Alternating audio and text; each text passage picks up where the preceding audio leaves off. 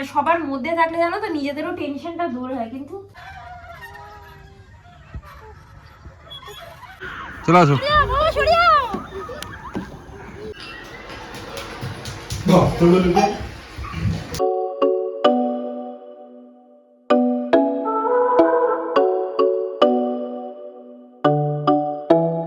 very good morning and welcome back to my channel guys.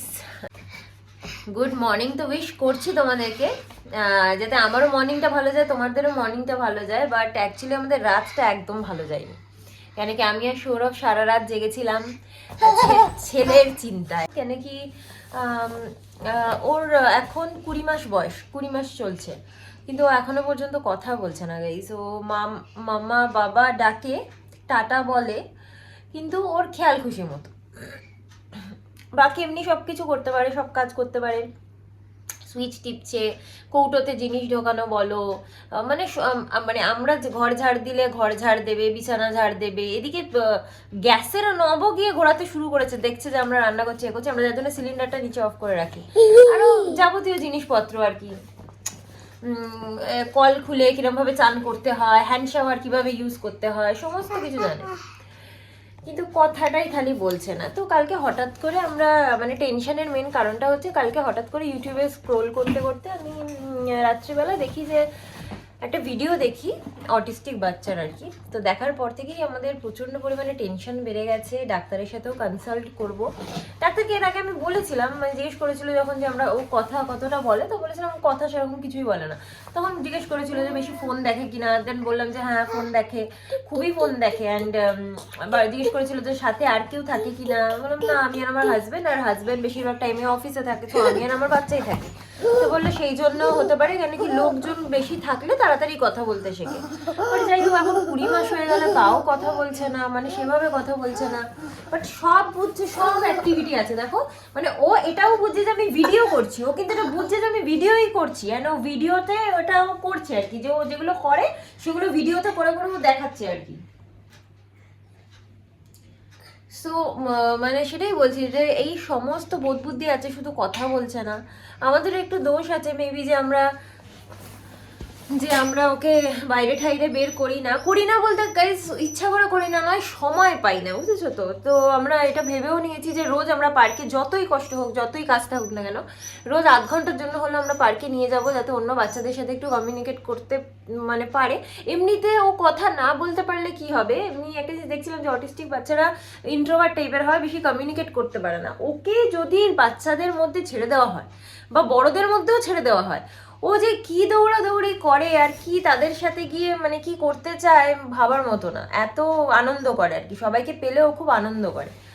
কিন্তু সেটাই হচ্ছে, মানে এবার মা বাবা হিসেবে কনসার্নটা বুঝতে পারছো। একটা বাচ্চাকে দেখলাম সে 10 বছর অবধি কথাই বলছে না, তার বাবা মারা এত থেরাপি করেছে, অ্যান্ড সেগুলো ভীষণই কস্টলি। তারা মানে পুরো প্যান ইন্ডিয়াতে সব জায়গায় গেছে ট্রিটমেন্টের জন্য। তো ভয় লাগে, নিজের বাচ্চার সবসময় সুস্থতা কামনা করি, ঠাকুরকে ডাকি। আর এই সব চিন্তাতে আমরা দুজনে সারা রাত ঘুমাতে পারিনি, শরীরটাও ভীষণ খারাপ। আজকে আবার সৌরভের ইভিনিং ডিউটি, বাট ও মেবি ছুটি নিয়ে নেবে, কেন কি ওরও শরীরটা ভালো না। আর ও গেছে আজকে গাড়ির, যেহেতু ডিসেম্বর তো ইন্স্যুরেন্স রিনুয়াল এসব আছে ওর গাড়ির, সেই জন্য বহরমপুর গেছে। আস্তে আস্তে কটা বাজবে তাও জানি না। তো তোমাদের সাথে শেয়ার করলাম ছোট কনসার্নটা। তার একটাই রিজন, দেখো সবকিছু লুকিয়ে, মানে এটা আমার বাচ্চা কথা বলে না সেটা আমার তো লুকিয়ে লাভ নেই, আমি তো ডেলি ব্লগার, আমি তো ব্লগে তোমরা দেখতেই পারো কি কথা বলছে আর কি কথা বলছে না। বাট আমি খালি চাই যে যদি তোমরা কেউ কোনো হেল্প করতে পারো, মানে কারোর কোনো আইডিয়া থেকে থাকে এই বিষয়ে আর কি, যে বাচ্চারা ন্যাচারালি কবে কথা বলে বা তোমাদের বাচ্চারা কবে কথা বলেছে, যদি কেউ একটু বলতে পারো তাহলে আমাদের মনে একটু শান্তি হয় এই আর কি। অনেকেই বলছে, মাও বলছে যে না দেরি করেই বলে, অনেকে দেরি করে বলে। আমাদের নেবার সেও বললো যে তার বাচ্চাও খুব একটা বেশি কথা বলে না, ওর থেকে 6 মাসের বড়। তারপরে আমাদের যে মাসি কাজ করে তাকেও জিজ্ঞেস করলাম, সেও তার মেয়েরা তাড়াতাড়ি কথা বলেছে, কিন্তু তারই রিলেটিভ সে অনেক দেরিতে 2-2.5 বছর অবধি কথা বলেনি, বাট এখন অনেক কথা বলে। তো শুনছি, মনে একটু একটু করে শান্তি হচ্ছে, বাট স্টিল না না না না, খেয়ে দাও খেয়ে দেখি দাও সবাইকে আমি ধাপাস এই করি আর কি। আর সবার মধ্যে থাকলে জানো তো নিজেদেরও টেনশনটা দূর হয়, কিন্তু একা থাকলে না আরো বেশি চিন্তা হয়। যেহেতু আমরা নিউ প্যারেন্টস, আমাদের অতটা জ্ঞান বুদ্ধি নেই আর কি, এই বিষয়ে কোনো এক্সপিরিয়েন্সও নেই। আমাদের তো আজকে রান্নাও করা রয়েছে, আমাদের চিকেন আর ভাত করাই রয়েছে, কারণ আমরা ভেবেছিলাম সৌরভ অফিস যাবে, সবকিছু ঠিকঠাক থাকলে রাতে ঘুম টুম হলেও হয়তো অফিস চলে যেত। আর যেহেতু যেতে পারবেন, মানে দেখা যাক এখনো পারবে কি পারবে না ঠিক নেই, সেজন্য আমরা ভেবে রেখেছিলাম যে মাংস আর ভাতটা করা থাক, তাহলে ওকে নিয়ে তো আমার রাত্রিবেলায় রান্না করা একা একা পসিবল হবে না, তো সেই জন্য আমরা অ্যাটলিস্ট দুবেলা খেয়ে নিতে পারবো, শুধু ছেলেটা করবো। তো সেই হিসাবে আমার রান্নাও করা আছে, আজকে পুরোই ফ্রি। আমি এখন বিছানা ঝাড়ছি আর আমার গুলু আমাকে হেল্প করছে বিছানা ঝাড়তে। ওই টুলটা টেনে টেনে চলে গেছে এই এর কাছে, বিছানা ঝাড় দিয়ে দাও, বিছানাটা একটু ঝাড় দিয়ে দাও। ঝাড় দিয়েছো? ঝাড় দিয়েছো বিছানাটা? দাও আমি ঝাড় দিয়ে দিই।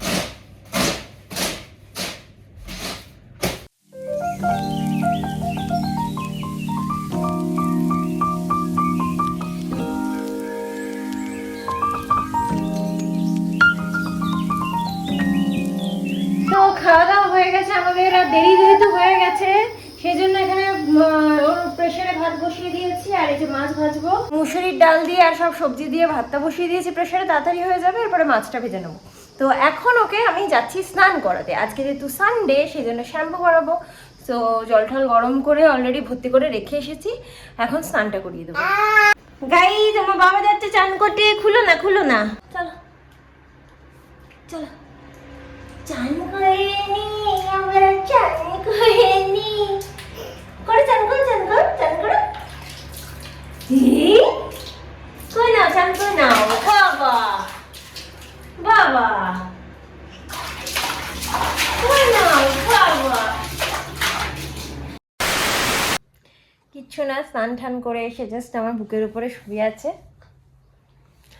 এখন একটু ঘুম পাড়িয়ে দিয়ে আমি স্নানে যাব, কেন কি ঘুম পাড়াচ্ছে। ঘুম পাড়িয়ে দাও তো, আমাকে ঘুম পাড়িয়ে দাও বাবা। এটা মানে গান করছে আর কি, গান করে করে ঘুম পাড়াচ্ছে। আর সৌরভ তো এখনো বলছে নাকি অনেক দেরি হবে, আর চলো চলো, আর কিছু খায়ও নি সৌরভটা। যাই হোক, তো ছেলেকে ঘুম পাড়িয়ে দিয়ে আমি স্নান টান করে নি, ওর অপেক্ষায় বসে থাকলে আর কিছু হবে না। তো গুলুকে ঘুম পাড়িয়ে কোনো রকম ভাবে আমি একটুখানি কাচাকুচিটা করে স্নানটা করে এসেছি, বাট তার মধ্যেই উঠে পড়েছে। আমি ভেবেছিলাম যে পুজোটা করে নেব, যাই হোক উঠে পড়ার পরেও আমি আবার তাও ওকে নিয়েই পুজো টুজো করে নিয়েছি। এখন আর একটু মাছ ভাজা হচ্ছে। এই যে গুলু সোনার ভাত রেডি হয়ে গেছে, সেদ্ধ ভাত, আর গুলু সোনা এখানে একটু মাখন নিয়ে খেলছে। খাও খাও, মাখনটা খেয়ে নাও, খেয়ে নাও বাবা খেয়ে নাও। সারা হাতে মাখন লাগিয়ে ফেলেছে। ভালো ভালো, ভালো লেগেছে, ভালো লেগেছে, ভালো লেগেছে, খাও কেন ভাল লেগেছে মাখনটা খেতে? ভালো লেগেছে তোমার? তোমার ভালো লেগেছে? কেন কেন? বাহাতে তো বেশি মাখন, এই আঙুলটা দিয়ে খাও বোকা, এই আঙুলে তো ভর্তি, খাও।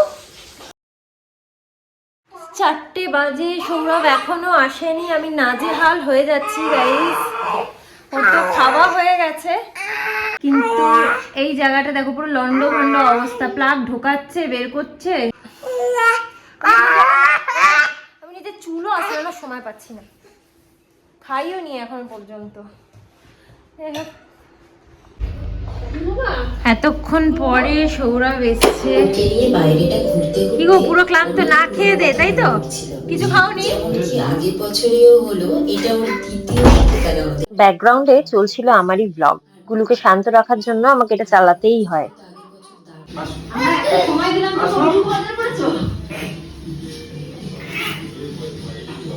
খাক, আমি ছেলেকে নিয়ে একটু পার্কে যাই, কেন কি এমনিতেই সন্ধ্যে হয়ে যাচ্ছে, একটু 5-10 মিনিট একটু ঘুরে চলে আসবে।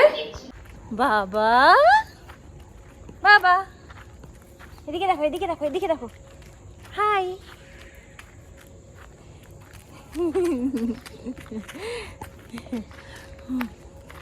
খুব আনন্দ হয় ওর বাইরে বেরোলেই।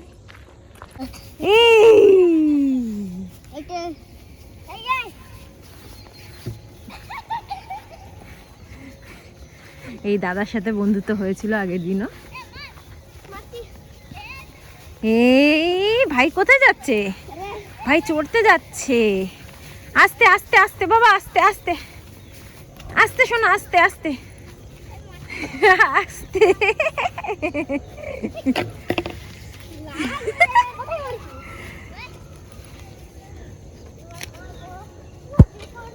আচ্ছা দাঁড়াও, ভাইকে উঠিয়ে দিই, তারপরে দুজন মিলে চড়বে।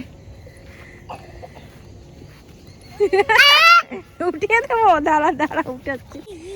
দাদা কি বলছে গো?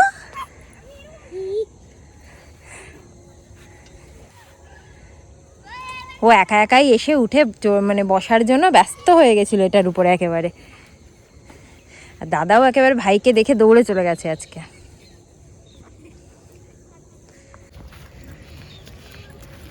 আস্তে বাবা, আস্তে আস্তে আস্তে শোনা। দাদার পেছন পেছন দৌড়াচ্ছে গো।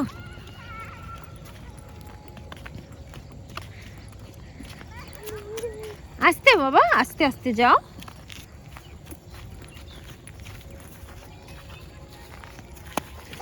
ধাপাস।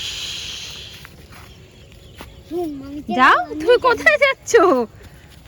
কোথায় যাচ্ছ? তুমি দোলনা বসবে? দোলনায়? দোলনা? আচ্ছা আচ্ছা, তুমি ওটা চড়বে?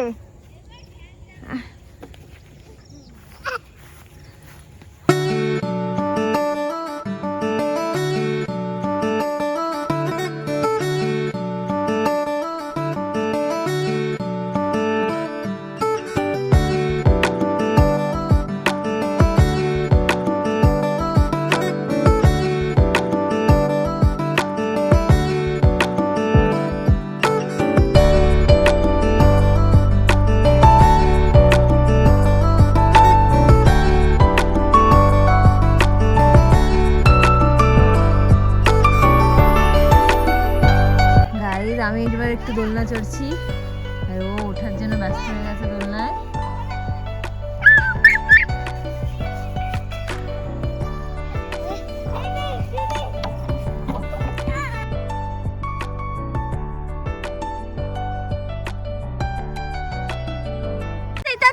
দৌড়ে দৌড়ে দৌড়ে দৌড়ে দৌড়ে দৌড়ে। গায়ে সৌরভকে বলেছিলাম আসার দরকার নেই, ও ঠিক চলে এসেছে। দেখো খাওয়া দাওয়া করে। তুমি তো একটু রেস্ট নিতে পারতে। থাক থাক থাক, ঠিক আছে। হ্যাঁ, কিচ্ছু হয়নি, কিচ্ছু হয়নি, কিচ্ছু হয়নি। দেখো উঠে পড়েছে। আসো নামো। এবার দাদা নামছে।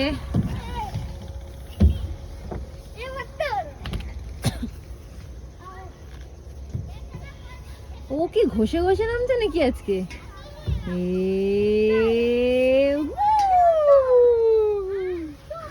নামো নামো। উল্টে যাচ্ছে আবার, যাতে না পড়ে যায়, বুঝলে?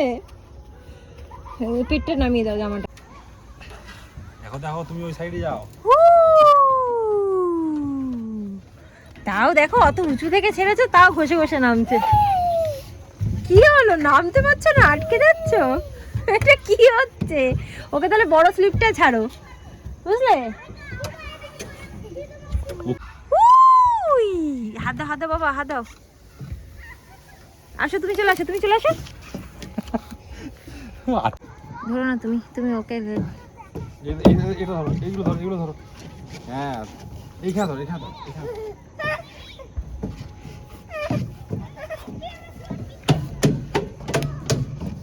দেখো উঠে যাচ্ছে ও।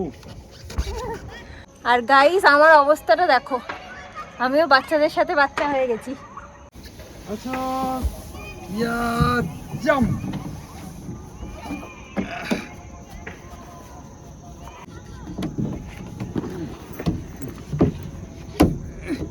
বাবাজি, ধরো ধরো। ওকে ধরো কিন্তু। চলো যাও যাও, আমি কিন্তু ধাক্কা দিচ্ছি না। যাও বাবা যাও, স্লিপ চাই না, তুই বাবা বাবা বাবা বাবা বাবা। আমার হাত দিয়ে ওর আটকে নিচ্ছে। বাবা বাবা বাবা।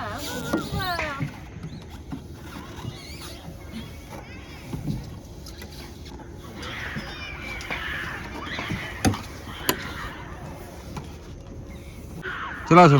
বাবা সরে যাও। আমি বেশি জোরে স্লিপ কাটছি। তাড়াতাড়ি বাবা সরে যাও।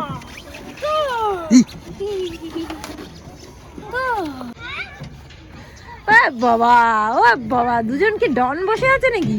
হ্যাঁ, কেমন বসে আছে দেখো ছেলে। গাইজ একা একাই এসে, দাদা এদিকে এসছে, একা একাই গিয়ে দাদার পাশে গিয়ে বসে বললো উঠে, নিজে নিজে, আমরা উঠাইও নি। সন্ধে পর্যন্ত আজকে খেলছে।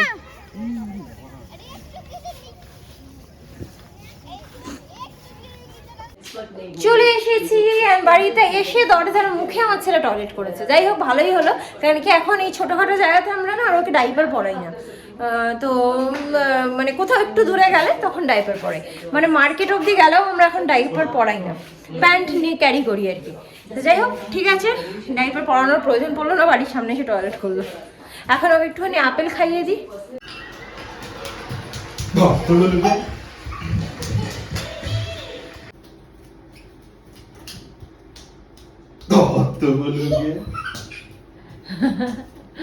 ঘরে এসে আবার সৌরভ একটু খেলছে ওর সাথে। আমি এখন আপেল নিয়ে বসে আছি, ও কামড়ে কামড়ে আপেল যাতে খায় সেই জন্য। চার্লি চ্যাপলিনকে দেখো, চাপলিন কি মাথায় বাটি পড়তো? আমি এখন গুলুকে একটু আপেল খাওয়াচ্ছি, গুলু খুব ঘুম পেয়েছে। এখানে একটা মেলা হচ্ছিল, ভাবছিলাম যাবো, বাট ওর এত ঘুম পেয়েছে যে যেতে পারবো না। তো গাইস, চাদর ঠাদর চাপা দিয়ে একদম রেডি হয়ে গেছি। সৌরভ এখানে খাচ্ছে দই বড়া, আমার খাওয়া হয়ে গেছে, আর এখানে আবার গুলু ঘুমাচ্ছে। আমরা এখন গুলু ঘুমানোর পরে একটুখানি টিভি দেখবো, আবার গুলু উঠে পড়লে আবার টিভিটা বন্ধ করে দেবো। সো শুরু করি। গুলু উঠে পড়েছে, আর উঠেই আমাদের সবার খুব ঠান্ডা লেগে গেছে, তাই আমি সোয়েটার পরে নিয়েছি, ওকে সোয়েটার পরিয়ে দিয়েছি।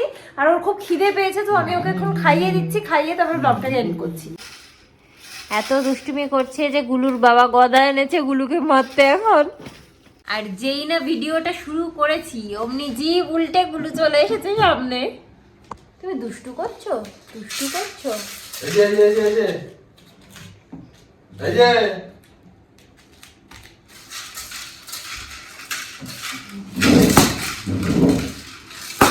ওর ভ্রুক্ষেপ নেই গাইস, ওর বাবা ওকে ভয় দেখাচ্ছে, ওর দেখো কোনো ভ্রুক্ষেপ নেই। সবাইকে হাই করে দাও।